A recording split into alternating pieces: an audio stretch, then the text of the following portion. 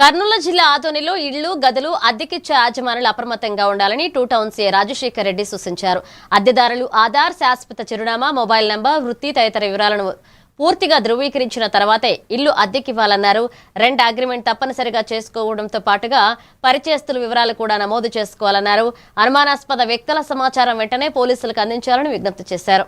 ఇల్లు చేసుకొని వచ్చి ఇల్లు బాడికి తీసుకొని ఉండడం ఒకటి, అదేవిధంగా రెంట్లు అధికంగా ఇస్తాము అని చెప్పేసి మోసపూరితమైనటువంటి వ్యాపారాలు చేయటము, అదేవిధంగా తెలిసి తెలియక అగ్రిమెంట్ల మీద సంతకాలు పెట్టించేసుకొని ఇల్లులు కూడా వేరే వాళ్ళకి అమ్ముతున్నామనే దూరంతో చూపించేసే ప్రయత్నాలు కూడా చేస్తున్నారు.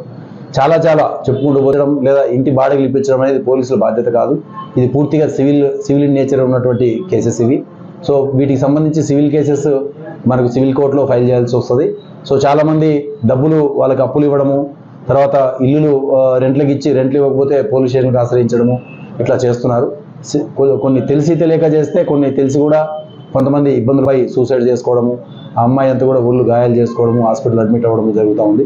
సో మనం విచారించడానికి కూడా అవకాశం లేకుండా ఆ అమ్మాయి సమాధానాలు లేకుండా ఉంటున్నారు. సో కాబట్టి దయచేసి ఈ ఇల్లు ఎవరైతే ఇంటికి రెంట్లు వసూలు చేసుకునే వాళ్ళు కానీ, ఇల్లు రెంట్లకు ఇచ్చేవాళ్ళు కానీ, ఓనర్స్ ముఖ్యంగా చాలా బాధ్యతతో వివరించాల్సి ఉంటుంది. కాబట్టి మీ అందరికీ కూడా తెలియజేసేది ఏంటంటే, ఇల్లులు రెంట్కి ఇచ్చేటప్పుడు బాధ్యతతో వ్యవహరించండి. ఆ తర్వాత వచ్చేటువంటి బాధలు తప్పించుకోండి అని చెప్పి